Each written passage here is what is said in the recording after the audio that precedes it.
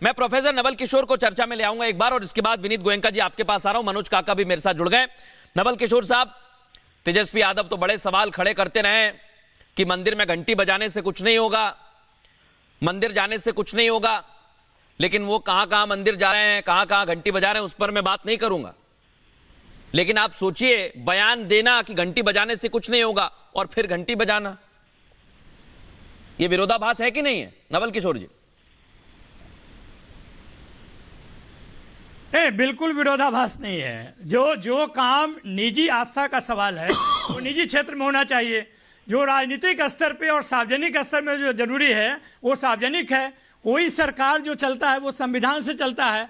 ये कैसा सरकार है जो कि देश का जो सबसे बड़ा मंदिर है, जो देश का सबसे बड़ा मंदिर है, वहां पर अगर सवाल पूछते हैं तो 146 लोगों को निलंबित कर देते हैं। ये तो आपके सत्ता का चरित्र है, ये तो आपके लोकतंत्र का परिचय है। भगवान राम से मिलने के लिए आपका निमंत्रण चाहिए क्या, या किसी मंदिर में जाने के लिए आपकी सहमति चाहिए क्या? वो हमारा निजी आस्था है, हम करेंगे उसमें। लेकिन ये कहना कि उसी के आधार पर वोट मांगना, राम का नाम लेना, वोट मांगना और पूरे राजनीतिक विमर्श का राम राम सत्य कर देना, ये तो बड़ा बड़ा घातक है ना लोकतंत्र के लिए। लोकतंत्र में जरूरी है, आप कहते हैं कि बहुत विकास किया, अरे 81 करोड़ को 5 किलो राशन पे लाके खड़ा कर दिए, गरीब कर दिए, और कहते हैं कि बहुत बड़ा विकास किया। ये विकसित भारत संकल्प यात्रा क्या है?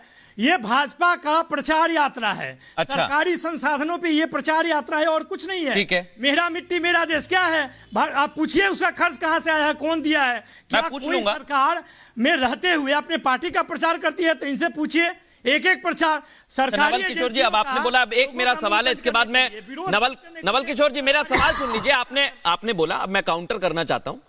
आपने कहा कि संविधान के मुताबिक होना चाहिए, संवैधानिक अधिकार होना चाहिए। सर, मंदिर के प्राण प्रतिष्ठा में, उद्घाटन में कौन सा संविधान रोक रहा है? पहला तो ये बता दीजिए मुझे। और दूसरा ये, आपने कहा कि जो यात्रा है, लोगों को खाना दिया जा रहा है 80 करोड़ लोगों को, वो भी, उस पर भी आपने सवाल खड़े किए। लेकिन आपने भी सर एक जातिगत जनगणना की बात कही, पिछड़े, अति पिछड़े और पिछड़े, बहुत सारी लिस्ट बनाई। उनके लिए भी कोई योजनाएं शुरू की गई हैं आपके द्वारा? बताइए जरा दर्शकों को।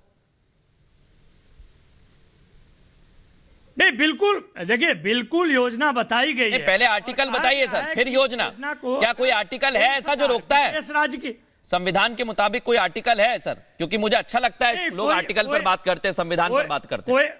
कोई नहीं, आप तो देखिए, आप तो काउंटर खोलकर बैठे हैं तो आप काउंटर करेंगे ही। लेकिन आप ये बताइए कि संविधान का कौन कानून कहता है कि वो जो निमंत्रण देने के बाद मंदिर में जाना चाहिए?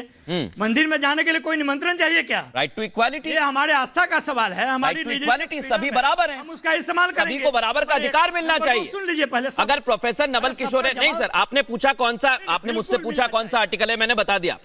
राइट टू इक्वालिटी, मृदुल शर्मा को भी अधिकार है, प्रोफेसर साहब को भी अधिकार है, जफर इस्लाम को भी अधिकार है, दुष्यंत नागर को भी अधिकार है, सब जा सकते हैं। बिल्कुल। अब बताइए, जाने से नहीं रोकने वाला आर्टिकल कौन सा है? नहीं, लेकिन नहीं,